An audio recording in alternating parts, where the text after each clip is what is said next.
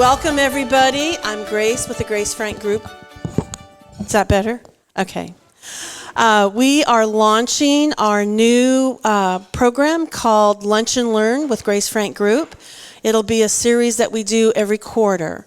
We're going to have it here at the Grand Falloon. It's a great place to have it. Lovely lunch. Generally, there's good parking. It just kind of was a fluky day. He said next time he'll make sure he'll have a parking attendee to kind of have the people that aren't supposed to be here not be parking here. But it is a nice parking lot. So we are so excited about today. We have two kind of segments. The first segment is on cost segregation. And we have Micah and Michael. I'm going to let them introduce themselves because they know a lot more about themselves than I do. So, and then the second phase is going to be about financing for investments in business opportunities. There's some great opportunities that are available for as little as 10% down, which makes a project a lot more accessible. So we're very excited because this is just come back on target for cost segregation, and it works across the board for a lot of different opportunities for business owners and investors and developers. So with no further ado, Micah and Michael, here you go. Thank you, Grace, and thanks for having us today. Beautiful venue. We're happy to be part of the series. And thanks to everyone in the audience and everyone attending virtually as well. So Mike and I will be presenting on cost segregation and a couple other topics as well, real estate related.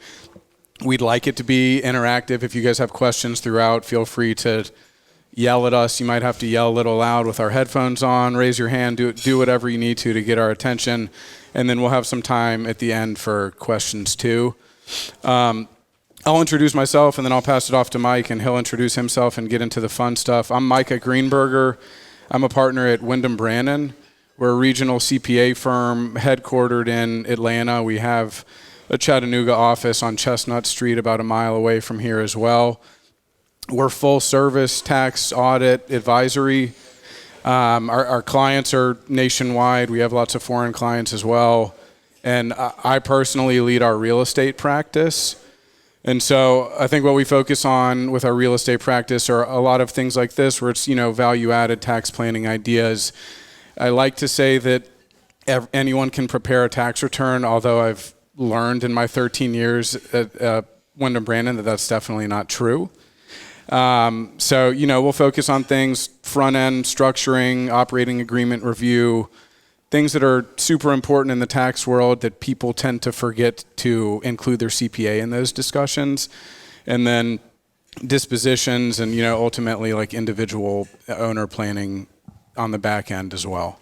I'll pass it off to Mike to introduce himself. No, thank you, Micah. And I'm Mike Hamill with McGuire Sponsel, and I'll give you guys a quick snapshot of us and how we work alongside. So we've had a relationship with Wyndham Brannon for a long time, and our work is mainly done through CPA firms. And so we work alongside CPA firms with specialty tax issues or circumstances or anything that pops up. So I'm a shareholder, run our Atlanta practice. Our office is near the Battery, but as a firm, which we'll have in the slide deck of things to talk about and more about us, but we're in Indianapolis, Atlanta, Dallas, Phoenix, and Detroit. But our role in this is to help support companies that are investing in real estate. So we have a large real estate practice that talks through cost segregation, 179D, property tax appeal work, and so the various value adds that on top of what Micah and CPA firms do, some of the specialty work that enhances cash flow so that way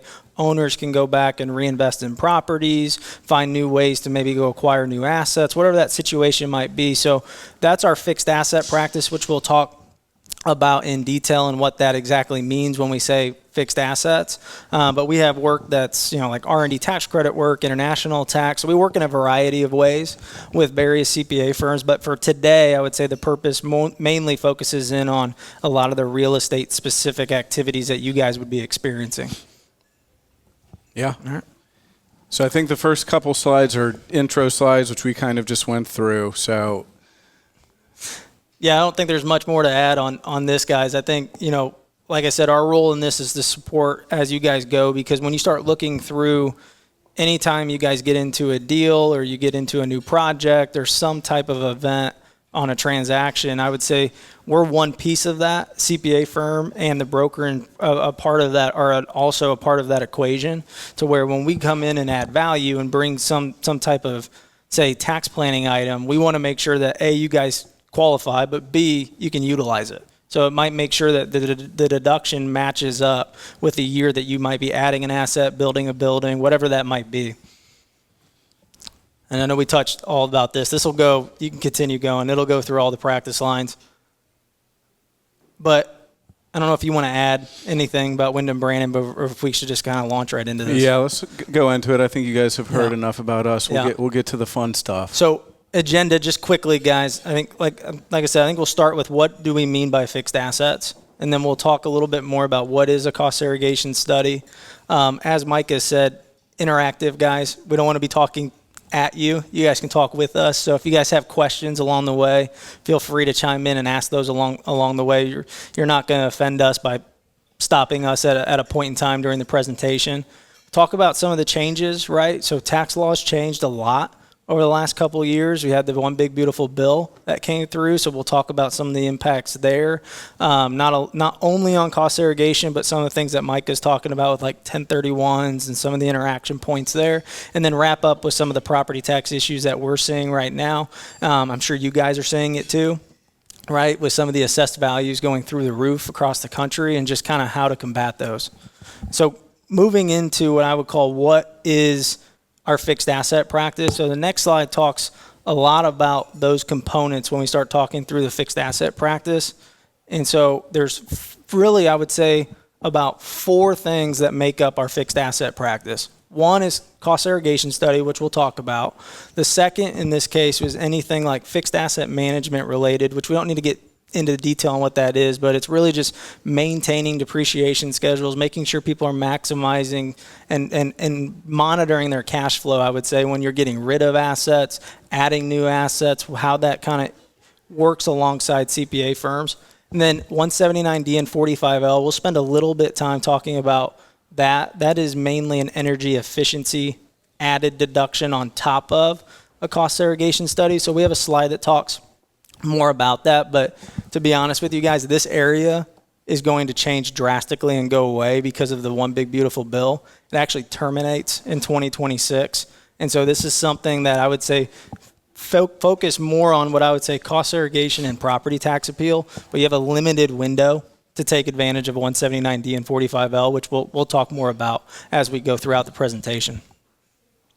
So I think first thing, guys, when we start talking about, I guess I'm going to pose a question right now. How many of the people here, I know it's hard to do virtually, are aware or have experienced a cost segregation study? Okay, so some people have experience in it. So I think as we kind of go through what a cost segregation study, this kind of takes a step back from a 30,000 foot view and says, you know, looking at a cost segregation study, it's really all about cash flow. It's how are we going to identify components in a building, whether you buy it, you build it, or you're renovating an asset, and working through to figure out what of those components can then be in a different life to help you guys offset tax bills that year, or does it make sense to wait? And we'll talk a little bit about some of the timing here, but if we go to the next slide, it talks about these 3 pieces that are highlighted, how a cost segregation study is a tool, right? We're trying to optimize depreciation, optimize deductions along the way. And so when you look at a cost segregation study, it's all about how can we affect the taxable income that year for the owners involved in the project. And maybe it makes sense to wait a year. Maybe there's projecting more income next year, and we can kind of walk through what that looks like. So it's all about maximizing personal property. So when you look at a cost segregation study, commercial buildings are depreciated over 39 years, residential's over 27 and a half. So what in that 39-year bucket can we move to a 15-year land improvement to speed up a deduction? So anything on the outside of a building, anything that's on the inside in a 7 or 5 year bucket, we can pull out of 39 years into a 7 or 5 year. You look at things like carpet, electrical work, all of that type of work, instead of depreciating it over 39 or 27 and a half, because sometimes in those events you might not own the building for that long. And so we're trying to move them now to increase cash flow to offset tax bills the year that you buy it or the year that you place it in service. And so that's the power in doing a cost segregation study, is really wiping out your tax bills that would be generated that year. And so that's what the depreciation side of this talks about a little bit. And I'd say the second point, and we were having a conversation about this with Grace, is, I would say a rule of thumb is when you buy a building or build a building, whatever that total basis is for that year, you could expect about 15 to 20% of that, especially in today's climate with 100% bonus depreciation, to be written off in year one. So it is powerful when you start looking at the numbers and looking at what that looks like, but there are layers to this to have a conversation about whether it makes sense on the tax side. So overall, when you look at, maybe you buy a building for, let's say $1 million of an office building or whatever the number might be, you can expect about $150,000 to $200,000 of a deduction. Cash flow would go based off the tax rate. And so if, say, it's a $200,000 deduction at a 30% tax rate, right, you're saving about $60,000 of actual tax that year. Those numbers obviously can multiply out when you look at the basis of a building or the type of asset that looks like. And so property-wise, when they go through this, like I said, depreciate over 39 years or 27 and a half years. Go ahead.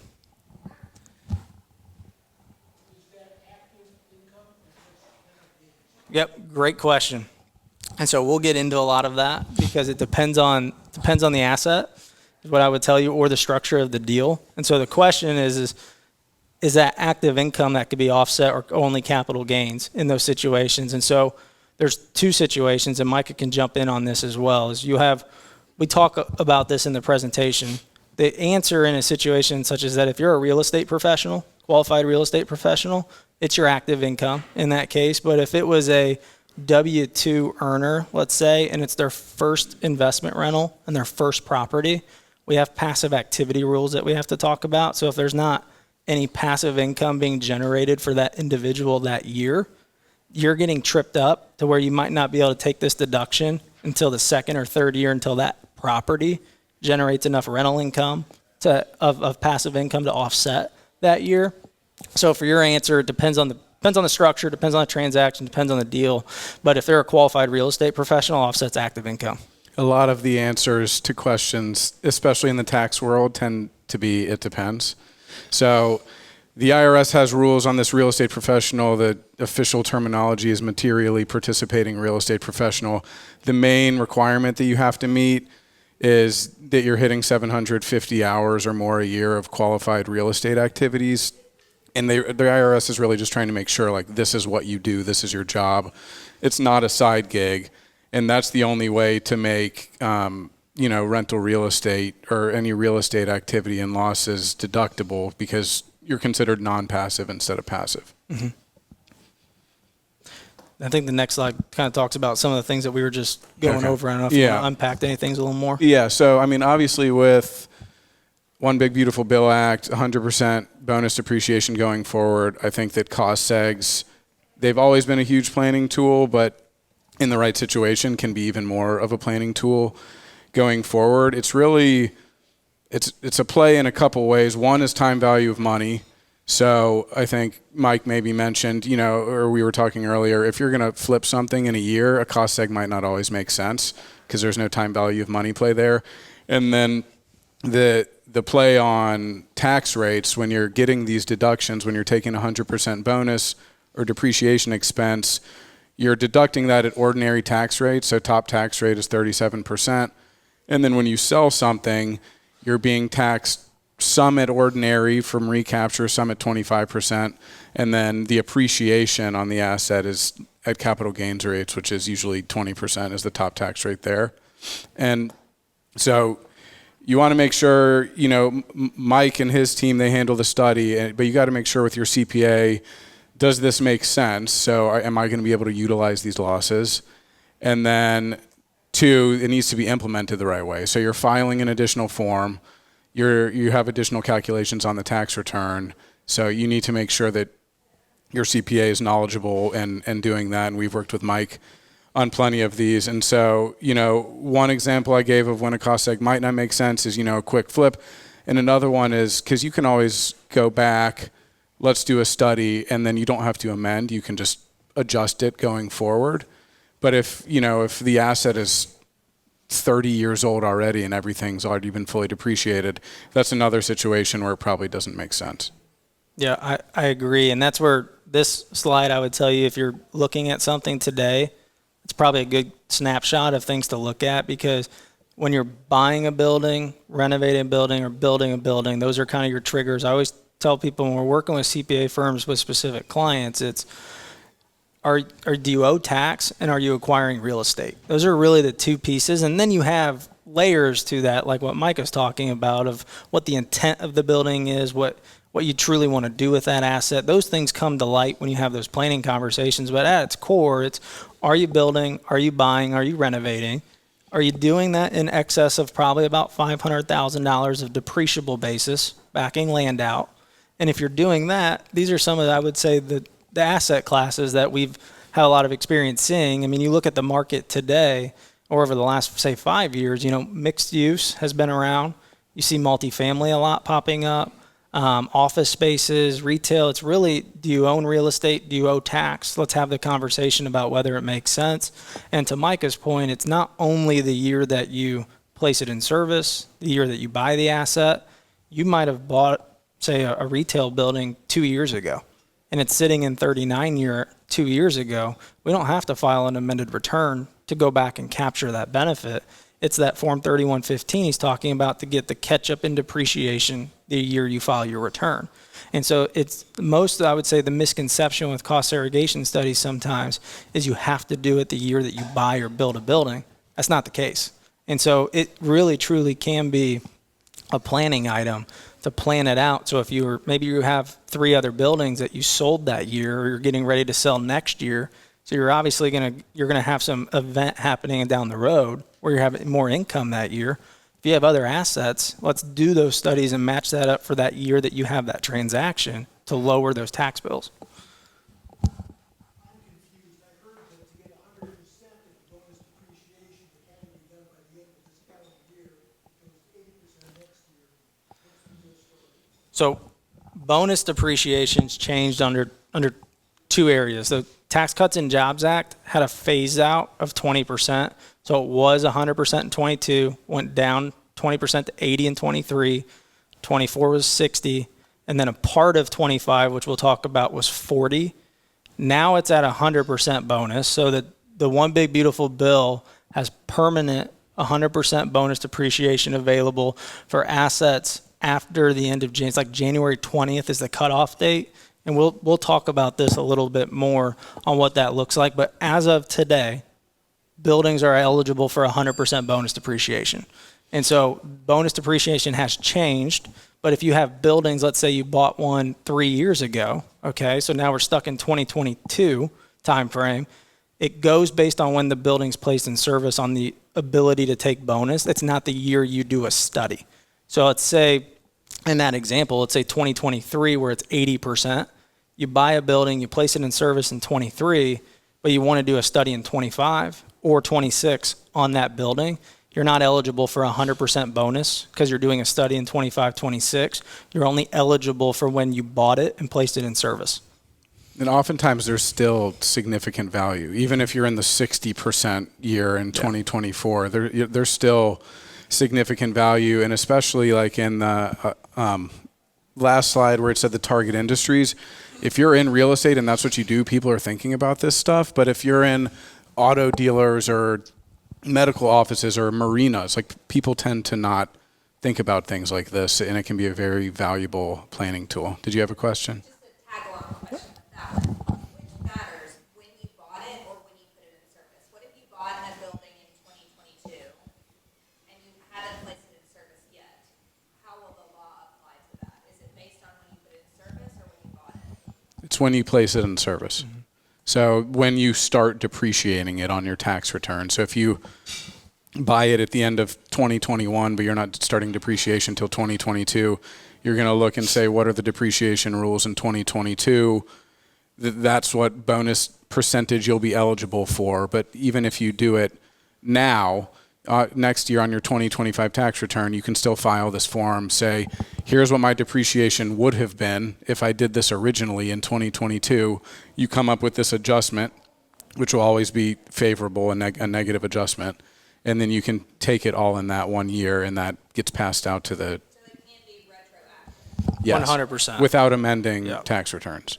And then going forward with the big beautiful bill, go back to 100%, is it still going to be, like next following year, it's going to be 80%? No, so it's 100% permanently Yep. until some other bill comes out and Until some other overrides it. tax overhaul comes Yeah. about. But that's what's awesome with the one big beautiful bill right now is, if you think about what the Tax Cuts and Jobs Act was phasing out 20% year over year, you think now for new construction assets that might be on right now, there's an incentive at that time to get it done by year end and place it in service by year end, because you're losing out.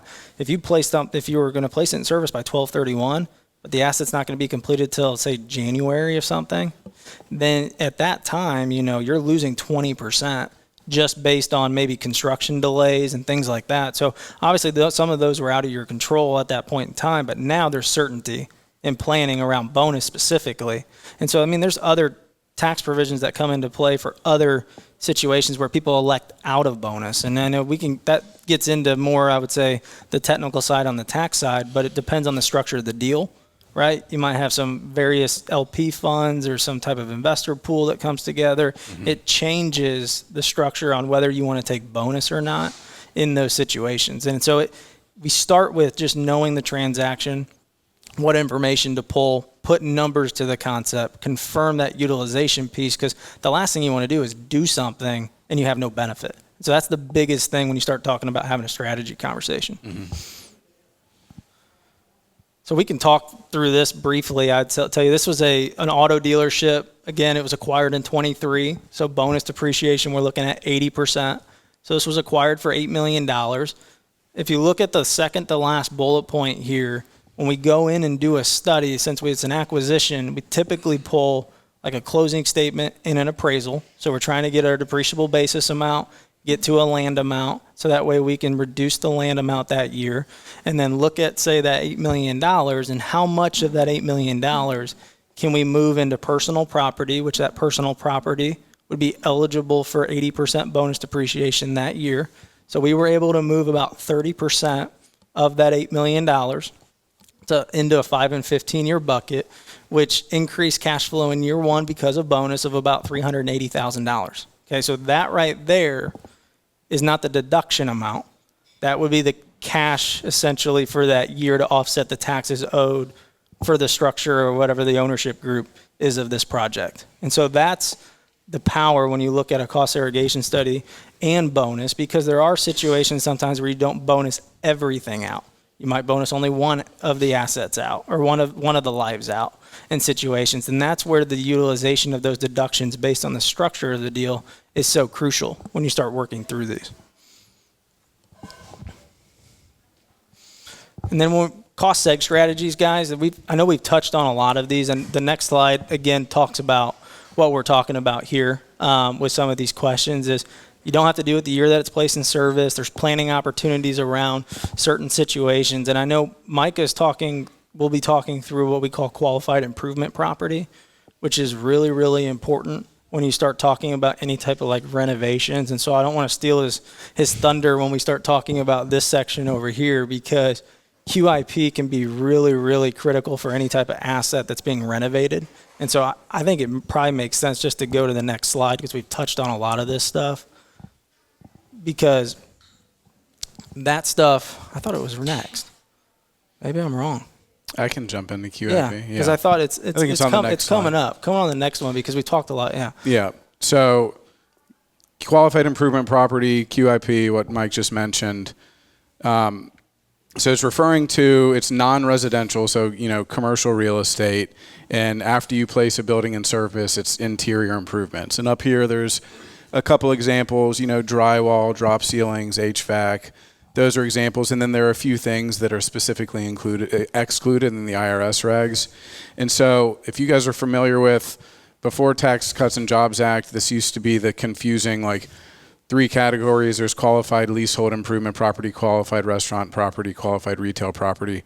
So the Tax Cuts and Jobs Act simplified that and just said, we're just going to call it qualified improvement property. And if you want to go to the next slide, So where this can come into play, and I've been seeing it a lot more recently, are short-term rentals. We've been seeing this a lot more with our client base in the real estate world, where people have a vacation home or they have an Airbnb, and they're just trying to have a little side hustle to make some money. And so the IRS has come out with these rules where if your average stay is less than 30 days and you're not offering substantial services, they'll classify the property as non-residential. And so, in your head, you're like, oh, well, that stinks, because residential, 27 and a half years on the building, non-residential is 39-year depreciable life.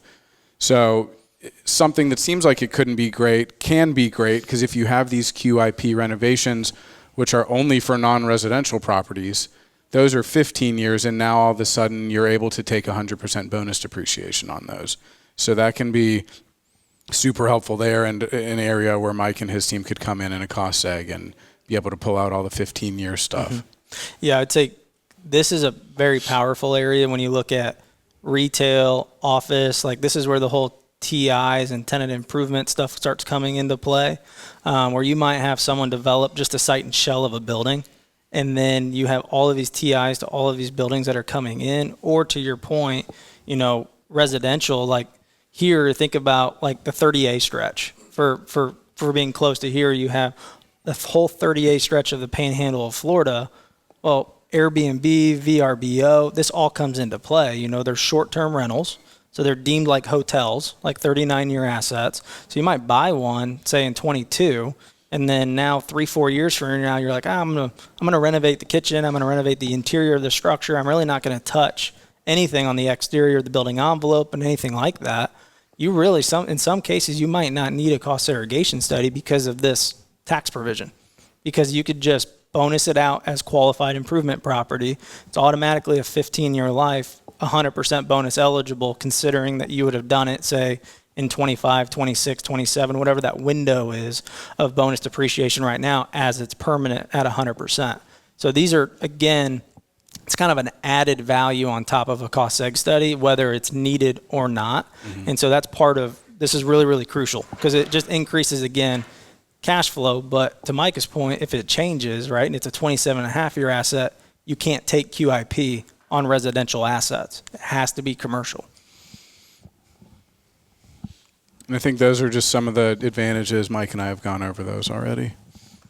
Yeah, and so depreciation provisions, we've talked a little bit already about this. It's really just kind of giving a timeline or a snapshot of bonus depreciation. So the Tax Cuts and Jobs Act came out, and there's two areas. So qualified improvement property came about, like we just talked about, and they expanded some of that. The other part that I think is overlooked with the Tax Cuts and Jobs Act is used property became eligible for a cost segregation study. So if you were acquiring assets, now you can take a cost seg study and take bonus on that. Whereas it used to only be on new construction assets. And so that was a huge change in the real estate community with the Tax Cuts and Jobs Act. The next one is what we talked about with bonus depreciation. Getting it to be at 100%, then it phased down, and now we're in a good spot around bonus depreciation at 100%. But I will talk a little bit on the next slide about some of the changes that happened there. And then in Micah's world too is the interplay of 179 and the ability to expense. Those phase outs and those limitations have expanded over time. And I don't know if you have anything else to add on that. Just because most of my client base is real estate, we don't see 179 a ton, because usually real estate is you're going to have taxable losses until you sell something. And so 179, you can't create or increase loss with that, but bonus depreciation you can. Mm-hmm.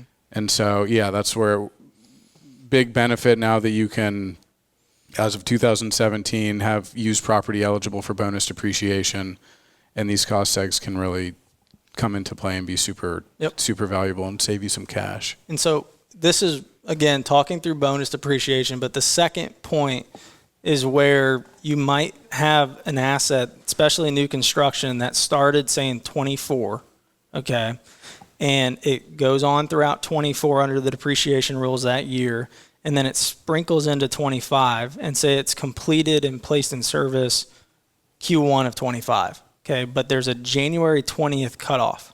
So as opposed to it going to placed in service date for 100% bonus depreciation, it goes based on the binding contract date. So we saw that with the Tax Cuts and Jobs Act when there's these transitional years that happen. And so, for example, in a situation, you might have like carpet going in a situation where, it goes in January before January 20th cutoff. Well, that might be eligible. That's going to be eligible for 40% as opposed to 100% if it goes in after that January 20th date. So there are situations where you might be building a building right now that some of those assets are eligible for 40%, and some of the you could have 60%, 40%, and 100% on that same building.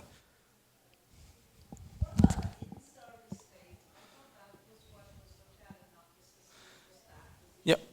And so that's a good question. We talked a little bit about that earlier, but the in-service date is definitely important. But for this specific change, when you have any type of tax bill that comes in, like Tax Cuts and Jobs Act did this in 17, where there's this transitional year where buildings that are already still on, we always go based on placed in service date traditionally, but with a tax bill like the One Big Beautiful Bill, it's specific for assets that fall in this time frame of like 24, 25 that are going to be placed in service in 25. So most people think that it would be eligible for 100% that year, but in this case, it goes based off the binding contract date. So you have to look at the construction agreement. You have to look at the draws and the pay applications on what theoretically was in service for that year. So this is a change, but traditionally you would think.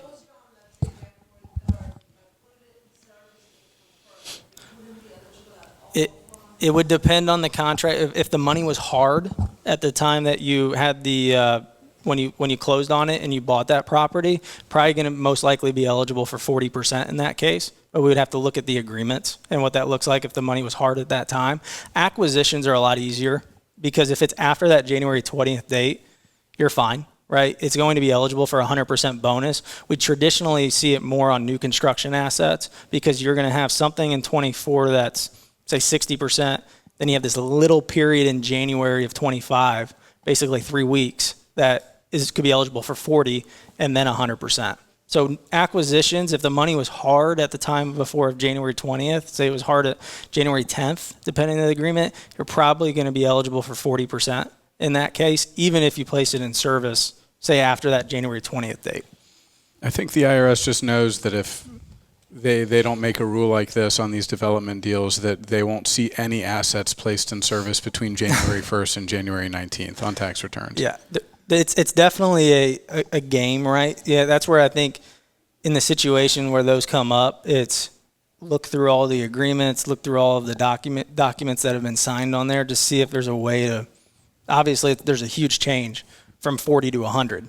And so you obviously want to get 100% in those cases. So is there an area in the agreement that we could agree on that we're comfortable with? Because last thing you want to do is take a position like that and it does get questioned.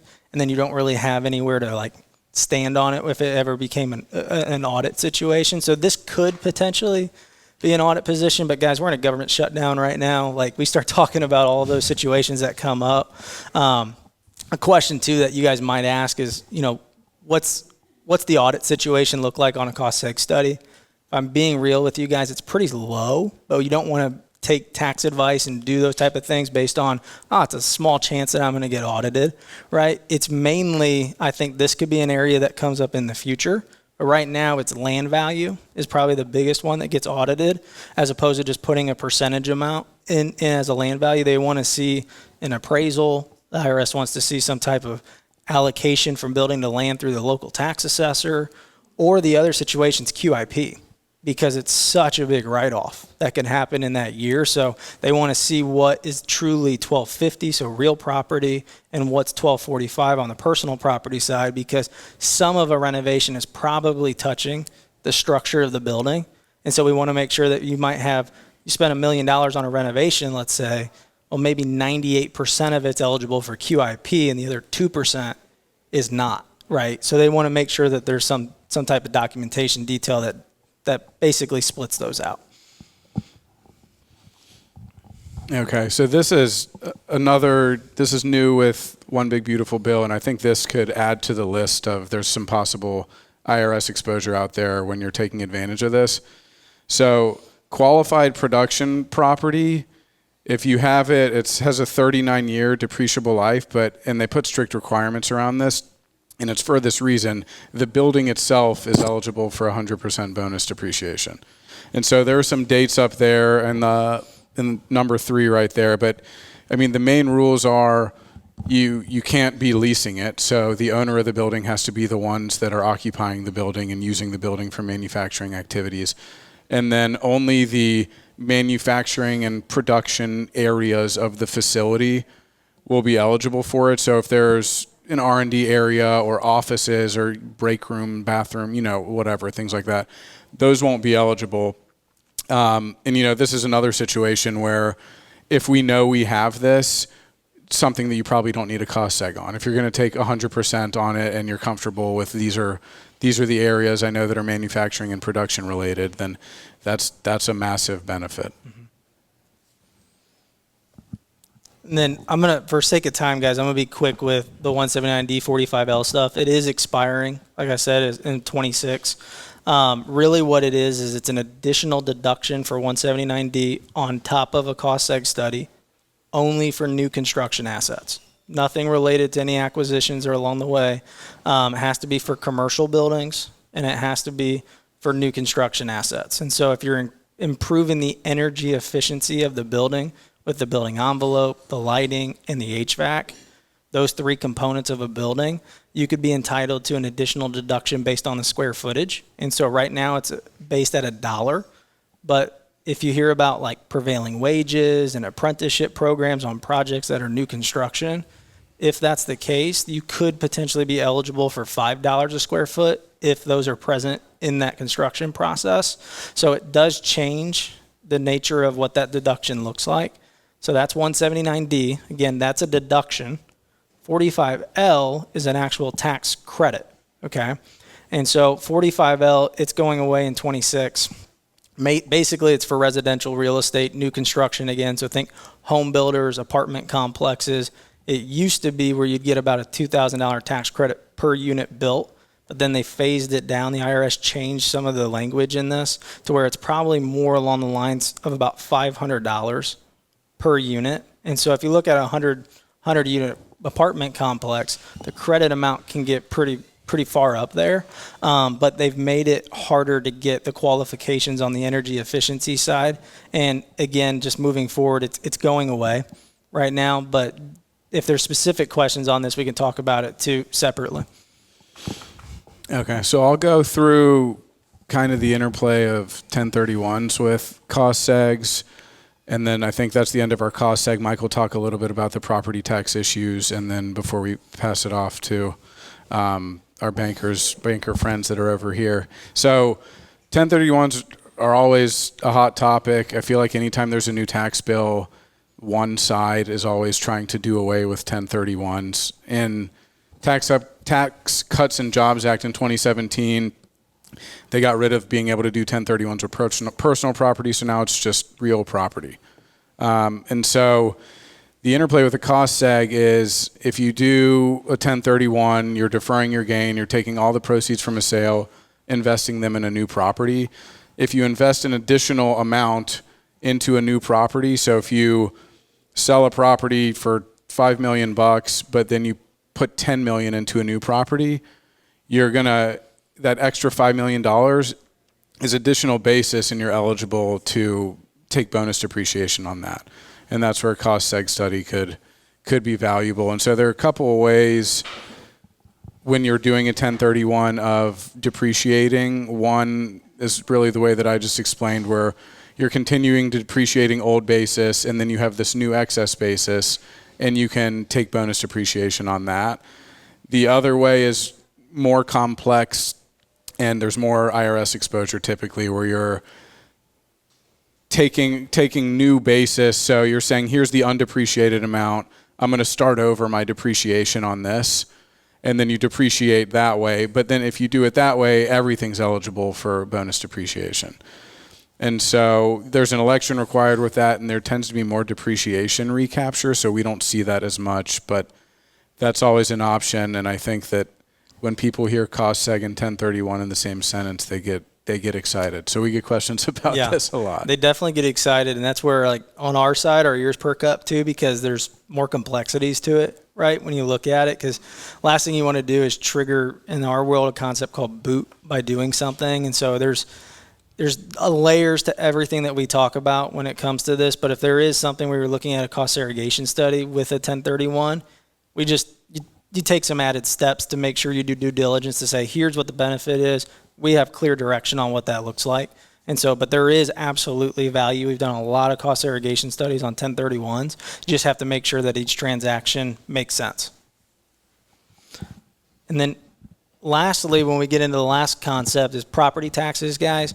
This is, I would tell you, when you look at properties you own and those situations, obviously you guys are trying to control property taxes and insurance. Those are kind of, I would say, the top two items. When you look at that, they're very, very, very costly. But, you know, various areas, what we've seen across the country, are just coming in what we feel like with a dart and throwing it at the dartboard saying, here's what I'm going to assess your property at, right? And you might see a 10, 15, 20, if not higher % increase along the way. And so taking a step back and saying, okay, what kind of property is it? Maybe we had COVID issues at the time that they're doing an assessment. If it's an office building, so vacancy was an issue. There's always a story when you start talking about a property tax appeal. So there's really two routes I would tell you that you can go and kind of appeal your property taxes. You always get a notice that comes in with a set time frame to go in and appeal it. We could go through the informal route, which would be that, or a formal route. The informal route is really building a case around, okay, do I have the income approach, the cost approach, or the market approach, which the next slide talks a little bit about those three approaches depending upon the asset, to sit there and say, okay, can we build a narrative saying that this building should be more at this assessed value, not this assessed value, to reduce your property tax bills for those years. And so I'll tell you, if you're paying more than $50,000 in property taxes on an annual basis, it might make sense to look at those properties. All of this stuff is public record, to sit there and say, you know what, it's fairly assessed, it's over-assessed, here's what it's over-assessed by, and here's what the process looks to go back and see if we can capture some savings. If it's under-assessed, don't touch it, right? Let it lay, which is not usual in today's market, in today's world right now. But this is a very powerful way to try and get some cash back, right, based on your property taxes. And depending upon where the property's at across the country, some of these can be savings that's really set in stone for 3 years, 5 years, because they're considered like cycle states. So I know North Carolina is that way, and some of the other states across the country are that way. But this is definitely a very powerful way to build a case of saying, look, I don't know where you're going with my property taxes at the assessor. And it's like, how are you coming up with this value? And then if we can come in and reduce that value by a specific tax rate for that local area, there's instant savings in that process. And so again, it's just a value add on top of a cost segregation study, a 179D study, whatever that situation might be. It's really just cash back so you guys can go reinvest. And when they're in there already doing one of these studies, I think a lot of times you might say, hey, this number looks high. Yeah. Let us take a look at it for you. Again, since it's all public record, it's really easy to kind of see where the property taxes are falling. And based on doing a cost segregation study and performing that, you can see kind of, if it's an office building and you go and do a site visit, because that's part of the process in a cost seg study, is, you know, there's vacancy throughout the spaces. It's not fully occupied, but they're valuing it based maybe on the income approach of it being fully occupied. And so if we can pull some P&Ls and pull some information and say, you know what, it's not fully occupied, you're valuing it here when it realistically should be here. Now, it's more of a negotiation to figure out where you go on the informal appeal. The formal appeal, if you don't hit it within that window, it's okay of getting the assessment filed. The formal appeal is you just have to go to a board hearing and present the case and then go through more of the formal approach at the specific county level. But as to Micah's point, yeah, we look at those as kind of full circle. And if it makes sense, here's what it looks like. If it doesn't make sense, right, we'll be honest and say, you know what, not worth the time and effort to file an appeal. It's fairly assessed at where it's at. I think that was it. So I know we've been asking questions throughout, and we appreciate that. If anyone else has questions, we're happy to answer them now, or for the folks that are here, Mike and I have left cards out front. I think, yeah, so here's our information. If the folks online want to screenshot it. Feel free to reach out to either of us, and if you reach out to the wrong one, we'll tell you that the other one is the one that can answer your question. But thanks again for having us, Grace, and thanks for listening to us.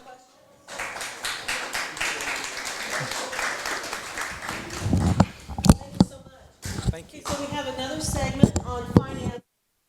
You guys did a great job. Thank you. So they're from the Atlanta area, but they are, very accessible. They have an office here. Mike has an office here in Chattanooga, and they practice all over the United States.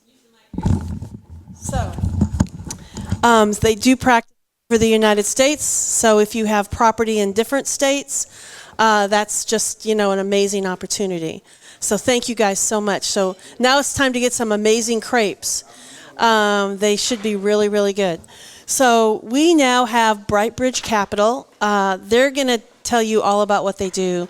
They are a not-for-profit. It's an amazing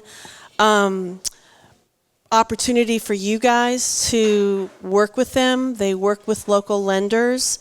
And I'm going to let them introduce themselves, but Brightbridge Capital. Thank you, Grace, and thank you all for attending today. Gary Moore with Brightbridge Capital, Preston Way with Brightbridge Capital. And I'd like to begin by telling you who we are and what we do. But before I do that, show of hands, how many of you either own commercial property or are looking to buy commercial property? Okay. Anyone have a commercial property that you are looking to lease out at the moment? Okay, good. As we go along, I think some of the programs that we have might be beneficial to you depending on the uses of proceeds and how you intend to use those properties. And feel free to ask those questions at any time as we go through the conversation here. Brightbridge Capital has been around since 1981, so 44 years or so. We're a nonprofit economic development agency based here in Chattanooga. And our focus is on providing capital, debt, loans, to for-profit businesses, nonprofit agencies, and we also work in the affordable housing space. Back when we first started, there were some other programs that we offered. So, for example, we did grant acquisition and program management for municipalities. And I mention that because if any of you remember the Cavalier Corporation, which was located next to the National Cemetery, they made vending machines for Coke. That's what they did. After that business closed and left, buildings were removed on that property, and it was discovered that there was a lot of contamination there. And so the city of Chattanooga contracted with us to manage the abatement of that contamination through the use of state and federal grants. So that used to be a part of what we did. We no longer do that. And the reason for that is what we've learned over time is that most of our work and most of the demand for what we do is to help provide capital to small businesses and nonprofit agencies and to affordable housing. So we've restructured our agency so that now that's our main focus and that is what we do. We do this through SBA programs, primarily the 504 program, which Preston will talk about in just a moment. And also we offer some other programs that allow us to fund a project directly and in cooperation with a bank. So I'll stop there and Preston can tell you a little more about those programs and how they work. Yeah, thanks, Gary. So with the SBA product, the 504, it's really a fixed asset vehicle. Fixed assets being real estate, building acquisition. We can even finance equipment, leasehold improvements. Anything really tied to a fixed asset is eligible. Really the only thing that the 504, other than the fixed assets, that it cannot finance would be working capital, which we have a separate product for that where we can do like a companion loan with the 504. But the 504 is extremely attractive to a business owner because if you've been in business 2 years or longer, you're eligible to put only 10% down, which is very low compared to conventional financing. If you are a startup, which we do work with startups, you're looking at a 15% down payment. And what's awesome is we can stretch it all the way to a 25-year amortization, which is also pretty long compared to a conventional loan through a bank. Some other great things about the 504 is it also is a fixed rate throughout the life of the loan. So on that 25-year AM, you're locked in at a fixed rate for 25 years. And I know the debenture changes each month, Gary, but isn't it right around 5.9%? It's for October at least. It's below prime, yes. So it's below prime. Prime just came down to 7. 7. So we're expecting that SBA rate to also probably work its way down as well. But upper 5s is kind of where it sits today, and it's a great tool for business owners to be able to help with their cash flow and not have to have so much cash at the closing table. We did not prepare slides, or rather I did not prepare slides, so I apologize for that. But the best way to illustrate what Preston just described, the 504 program, is to use a pie, the old ubiquitous pie chart.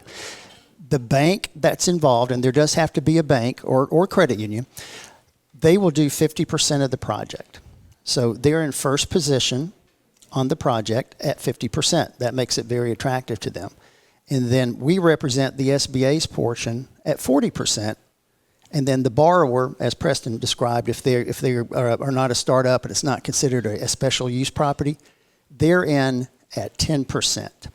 So the borrower is paying 2 loans. They're paying the bank loan and the SBA portion, but it's a blended rate. The bank rate is at whatever they negotiate with the purchaser. The SBA rate, as Preston mentioned, is below market. So that's a blended rate that they pay, but that 40% is fixed for 25 years. So that helps with cash in and cash flow throughout the term of the loan, and especially if it's a newer business, it allows them a period of time to stabilize because they have more cash on hand going into the project. Yeah, and to Gary's point, banks, we do partner with banks, and they're our biggest referral source. So this is something that we like to tell potential clients to go talk to your bank partner about the SBA product and bring us all to the table, as we do not want to compete with our bank partners. Now, the CDFI program, which is now being termed Bridge to Bankable, it's a loan product we offer through our CDFI fund, and it has a bit more flexibility for us, and where we're able to there's really no skeleton, as you will. We can kind of create the terms based on the borrower and what the project can support. And in that loan product, we work with a lot of nonprofits, startups, as we mentioned, but we also, that's a tool where we're able to do affordable housing in that space as well. And that loan product is typically well below prime. When I say well below, it can vary. We've lended at prime -3. We've also lend at prime -1, but it's generally under prime.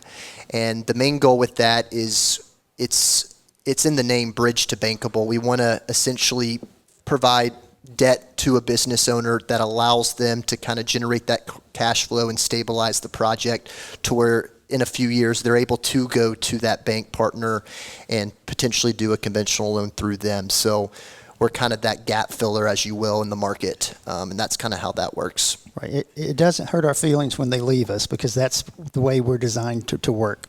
Yes. Yeah.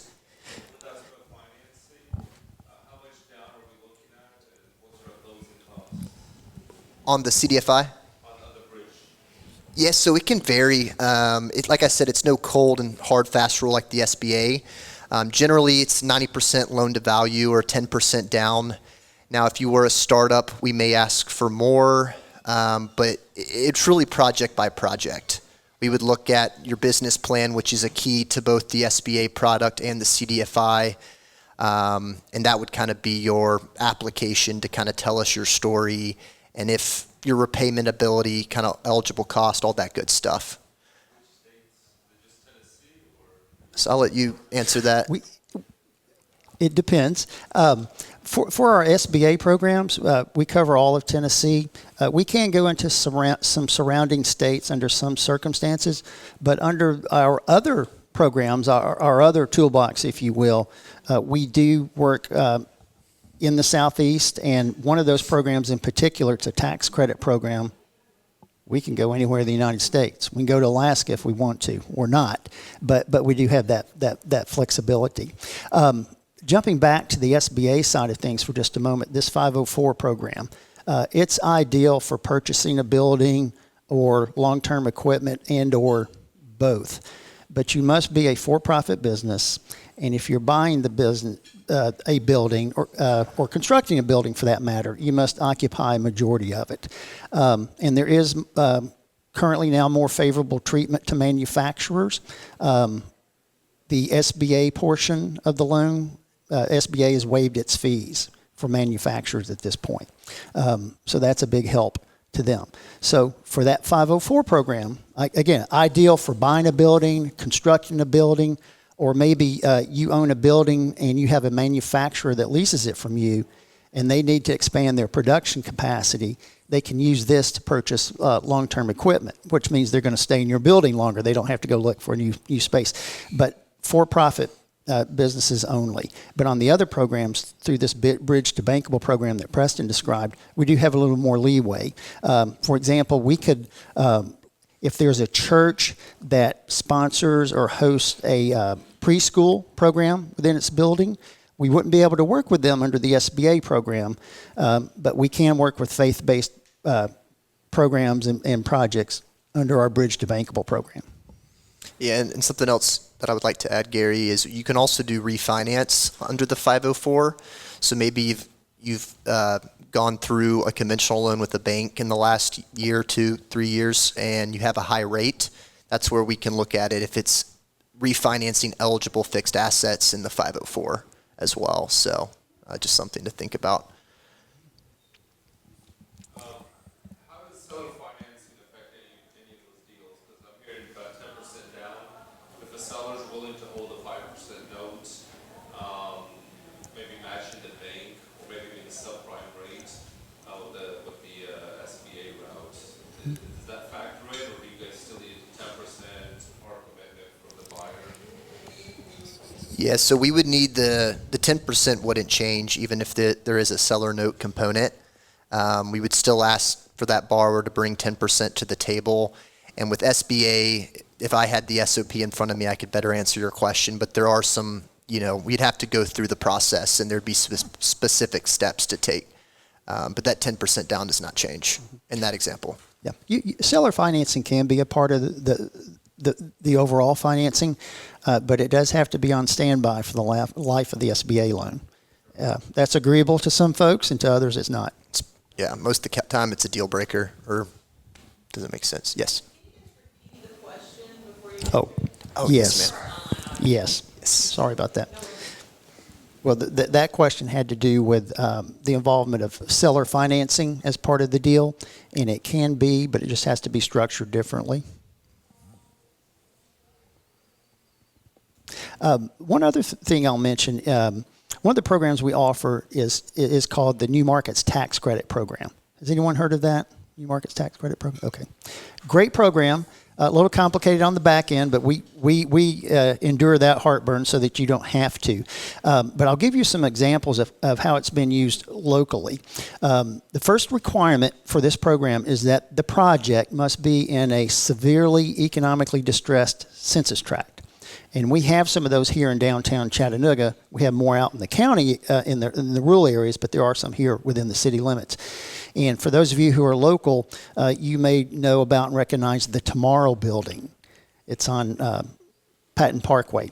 That's a project that we did, and it utilized the New Markets Tax Credit Program. The New Markets Tax Credit Program is last money into a project, typically 20% or less. So the project's building up its credit stack. It's built the stack up as high as it can go, but there's a shortage. Provided that project is in one of these qualified census tracts and it meets a community need, has a community benefit impact, the tax credits could be used to fill that gap. And as far as that goes, it's structured like a lot of other tax credit programs in that an agency like ours is allocated a tranche of tax credits through the Treasury Department, and we sell whatever amount is needed for that project to an investor. And the investor, in return for purchasing those credits, gets a credit of 39% over a period of 7 years. So that's the incentive to them to buy those credits, to be a part of this project. To the project owner, the advantage is that money is used to fill the gap so they can now start the project, get it underway. They will pay for that money, interest only for a period of 7 years. And then at the end of the 7 years, whatever the balance may be is typically forgiven, if you will. So that's immediate equity to the project. So there's an advantage to the investor in investing in these projects, and there's an advantage to the project in seeking these credits. I've told you how great it is, and it really is a good program. Since we've done that project I mentioned is within the city limits. Our bias now is to do those projects in rural, underserved areas, and we have a focus on projects that are providing job training, workforce training, healthcare, and manufacturing. Not that we wouldn't consider one that's not in one of those areas. We can act as a consultant, if nothing else, but just want you to know that's where our focus is under that particular program. For those of you who have buildings in which you want to lease space to a business or nonprofit, again, that's ideal. And they can do, as Preston mentioned, under Bridge to Bankable, we can provide them with working capital. If they need to make leasehold improvements to that space, that's fine. If they need to buy inventory, equipment, whatever they need to get that business up and operating, that's fine. We have an option for them. Absolutely. And I think it might be, I don't have the questions in front of me that we prepared, but some of the projects we've worked on in the past too, to kind of give you some visuals is, for instance, Little Coyote comes to mind. I know they just won a Michelin award, but that's a project we financed a few years ago. That was a leasehold improvement deal. And in that example, they were a startup restaurant. The owners do own some other well-known restaurants in the area, but our bank partner brought us into the deal because they didn't want that startup restaurant, quote unquote, on their books. So that's where we took the deal. They were still able to keep the operating relationship and the relationship with those business owners, and we were able to get them the financing they need. Another example, we just closed on a franchise in East Ridge, Play It Again Sports. That's another leasehold improvement in working capital SBA loan that we did. Some other projects that come to mind, Odd Stories, one we've done in the past. We did their equipment, a lot of their brewing tanks and other things.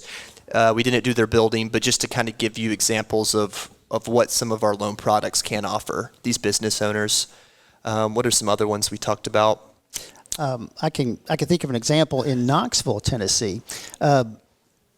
3 women, a mother, a daughter, and daughter-in-law, they operated a food truck, and they sold pretzels, really big pretzels, along with some other pastries. And anytime after they would announce their location for the truck, on Facebook, social media, they'd set up and within an hour or two, sold out, done for the day. They'd have to go back home, make more, go to the next location, sell out again. So they realized that that they had a proven concept, and the food truck just wasn't going to get them to where they needed to be. So they wanted a building to operate out of. And also in the meantime, they had learned to make ice cream, really good ice cream. And so they wanted to add that to their menu. So they approached a lender, a bank in Knoxville, and the bank said, yeah, you've got a proof of concept here. The items you're selling and making and selling from your food truck have a drawing, a clientele. That's good. But you've never had a brick and mortar before. So there's a little bit of risk here that we want to mitigate. And they mitigated that risk using the 504 loan program. So they did 50% of the project. However, as Preston mentioned, the 504 program will only get you into a building. You can't use it for working capital or, well, under some circumstances, some equipment. So, for example, if you do a hotel, you can do beds because you can't open your hotel if you don't have beds. But in this case, for the restaurant, no. The building, and that was it. So we came in with a companion loan to allow them to have working capital, to purchase inventory, put in the seating, the signage, all of that. So that's an example of where we were to help the bank to the extent they needed to be helped, and then we were able to fill the gap that they couldn't fill to get the business to where it needed to be in order to open its doors. So they purchased the building, they refurbished it, they put in all the equipment, and they've been doing great ever since. I know a lot of people are scared about the small business loan, thinking it's going to take a lot longer, it can be challenging. Do you handle a lot of that so, it's not so challenging for business owners? Yeah, absolutely, Grace. And that is something that is talked about in the marketplace. And that's kind of where we fit in, is we're able to alleviate a lot of those pain points. We serve as the middleman between the borrower and the bank, as well as the SBA. And that's what we, pride ourselves on, is, doing a great job, making sure the process is as smooth as possible for that business owner and banker. And yeah, that's why we're in the market, is to help alleviate those pain points. It does take time. I mean, just like with any type of loans, it's not, a 30-day process. We do gotta work our magic, and you gotta allow us the time to be able to help you get the funding you need. So it's not a quick process by any means. Yeah, if we had the full package, like business plan, tax returns, personal financial statements, all the good stuff, if we had the full package and I was ready to submit it to our credit team, you're looking at probably a 60-day turnaround time, and that's to go to the SBA to get that approval, as well as, closing, which typically takes about 30 days. So you're looking at 30 days for that approval, 30 days to close, assuming I have the package, say, today. But a big component of driving the process and making it kind of dragged out is, a lot of times borrowers will piecemeal information. They might send me a business plan, but I'm still waiting on 24 tax returns, and that's what can really add time to the clock. So yeah. We do work with some resource partners here in Chattanooga. Those of you who lease space to businesses, I'm sure you look at your tenants' business plans and financials before you bring them on board. And these resource partners can be good for you too. And they are the Small Business Development Center. They're across the river on Cherokee Boulevard. And SCORE, the Service Corps of Retired Executives. These programs will help businesses, regardless if it's a startup or it's a seasoned business. They will help them develop their business plans, their financial projections, their marketing plans. Maybe you have a tenant in your building that has a product that they now want to export to Canada. They'll show them how to do that. So they're a great resource partner. So when some of these businesses come to us and they don't have what Preston needs and they're not sure how to pull it together, these are local resources that we can refer to, and they do a really good job. One thing to keep in mind, we're glad to talk with a business owner at any time. Glad to do that. We have those conversations daily. But we do ask that before getting serious about seeking a loan from us, that you first have had that conversation with a bank or a credit union to see if that conventional loan option is available to you. If it's not, then we can pick the ball up and run from there and hopefully get it across the finish line. But if you can go conventional, that's what you need to do. Yeah, we don't want to compete with our bank partners, and make that very clear. They're our biggest referral source, so we're all on the same team and not trying to compete for business.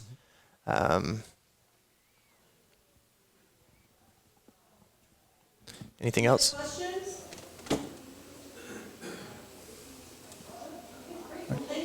Thank you. Thank you.